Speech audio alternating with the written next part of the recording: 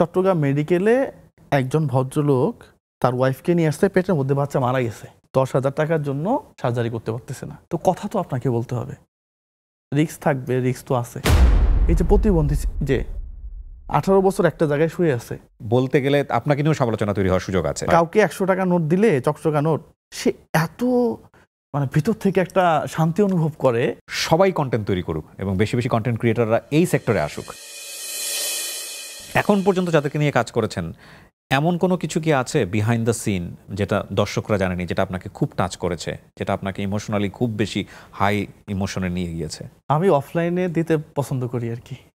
আমার আমার এখানেও অনেক টাকা আছে, হ্যাঁ, আমি যদি দেখাই, এগুলো আমি অফলাইনে দেই আর কি। হ্যাঁ, এগুলা বেশিরভাগ নতুন নতুন নিয়ে দেই আর কি। দেখেন, হ্যাঁ আপনি দেখাতে পারেন, আপনি এই ক্যামেরাতে দেখাতে পারেন। আমরা আচ্ছা, জুয়েল ভাইয়ের পকেট ভর্তি টাকা, হ্যাঁ, এগুলো আমি দেই, চকচকা নোট দেই কেন, যাতে করে সে খুশি হয়। কাউকে 100 টাকা নোট দিলে, চকচকা নোট, সে এত ভিতর থেকে একটা শান্তি অনুভব করে, যেটা দেখে খুব ভালো লাগে। এটা অফলাইনে। আচ্ছা, অফলাইনে দিতে আমি খুব বেশি পছন্দ করি এবং ওইখানে আমি বেশি তৃপ্তি পাই।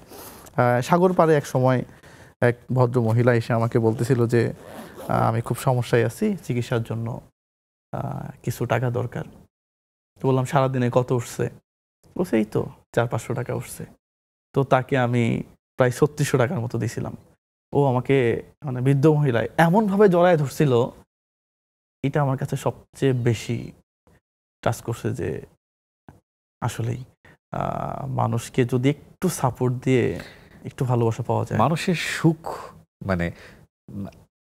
মোমেন্টটা তৈরি করে দেওয়া, এটা যে কত বড় আনন্দের কাজ, এটা আসলে যে না করেছে সে বুঝতে পারবে না। আমরা আসলে যাই করি না কোনো জীবনে, টাকা ইনকাম করি, পরিশ্রম করি, আমরা কেন করি? ওই সুখের জন্যই তো করি। এবং সেটা যদি আপনি কাউকে কোনো না কোনোভাবে তৈরি করে দিতে পারেন, এর চেয়ে জীবনে সুখের আর কোনো কিছু হয় বলে মনে হয় না। কিন্তু এইসব কাজে সমালোচনাও হয়, কিন্তু আবেগ ব্যবসায়ী বলা হয় আমাদেরকে অনেক সময়, ভিউ ব্যবসায়ী বলা হয় আমাদেরকে অনেক সময়। নিশ্চয়ই অনেকে অনেক সময় বলেও। কেমন লাগে, কি রিপ্লাই দেন? তা আমি একটা ভিডিওতে বলছিলাম যে ওই চট্টগ্রাম মেডিকেলে একজন ভদ্রলোক তার ওয়াইফকে নিয়ে আসতে, পেটের মধ্যে বাচ্চা মারা গেছে, 10,000 টাকার জন্য সার্জারি করতে পারতেছে না। তো আমি বলছিলাম যে এই যে আমরা ভিডিও করেই দেই, আপনি দেন না এসে, এই যে 10,000 টাকার জন্য সে পেটের মধ্যে বাচ্চা নিয়ে বসে আছে, আমি ভিডিও করে দিলে সমস্যা কোথায়? তার তো উপকার হচ্ছে। এই যে ভদ্রলোক সাপের সাথে বসবাস, সাপ উঠে আসতো শরীরের মধ্যে, সে একটা 2 লাখ প্লাস টাকা দিয়ে একটা ঘর পাচ্ছে। সে 10 বছর যাবত এখানে, সে কি চিন্তা করছিল সে একটা ঘর পাবে? এই যে প্রতিবন্ধী যে 18 বছর একটা জায়গায় শুয়ে আছে, তার ফ্যামিলি কখনো চিন্তা করছিল তার জন্য আলাদা বাথরুম, হ্যাঁ, তার জন্য ফ্রিজ, তার জন্য টিভি আসবে, হ্যাঁ, তার জন্য রান্না করে অ্যাটাচড হবে, সুন্দর একটা বাসা হবে? সে কখনো চিন্তা করছিল? সমালোচনা থাকবে। এই জাতীয় কন্টেন্টগুলোকে আপনারা অ্যাপ্রিসিয়েট করেন, বেশি বেশি অ্যাপ্রিসিয়েট করেন। সবাই কন্টেন্ট তৈরি করুক, সবাই হয়তো এত মানের করবে না, কিন্তু বেশি বেশি এই লেভেলের কন্টেন্ট ক্রিয়েশন তৈরি হোক এবং বেশি বেশি কন্টেন্ট ক্রিয়েটররা এই সেক্টরে আসুক।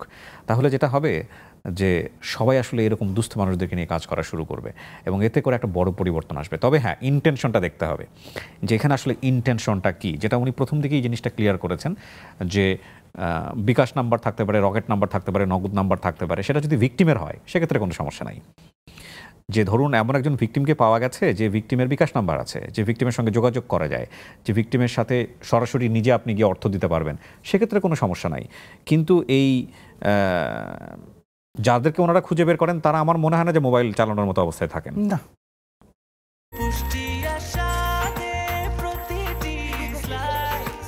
ব্রেকফাস্ট, টিফিন কিংবা স্ন্যাক টাইমে মজাদার আয়োজন মানে অল টাইম ব্রেড।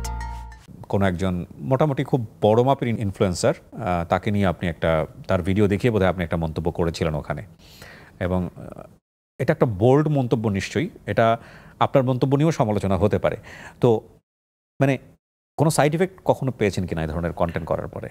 না, কখনো পাই নাই। কারণ আপনার কমিউনিটি কিন্তু অনেক বড়, আপনি কিন্তু ছোটোখাটো কন্টেন্ট ক্রিয়েটর নাই এখন আর। হ্যাঁ, সো আপনি চাইলেই যে কাউকে নিয়ে বলতে গেলে আপনাকে নিয়েও সমালোচনা তৈরি হওয়ার সুযোগ আছে, যে কারণে জিজ্ঞেস করছিলাম। না, দু একজন অন্য প্রসঙ্গে কথা বলছে, এই আপনি যে আপুর কথা বলতেছেন তাকে নিয়ে আমাকে কেউ কিছু বলে নাই। অনেকেই তো অনেক ধরনের হুমকি দেয় যে তুমি ভিডিওটা ডিলিট করো, না হয় এই করে ফেলবো, সেই করে ফেলবো। দেখেন, এই যে অশ্লীল যে ভিডিওগুলা, এগুলা নিয়ে যদি আমি কথা না বলি, এরা আস্তে আস্তে বাড়াবে না এগুলা? এরা সমাজকে কি মেসেজ দিচ্ছে?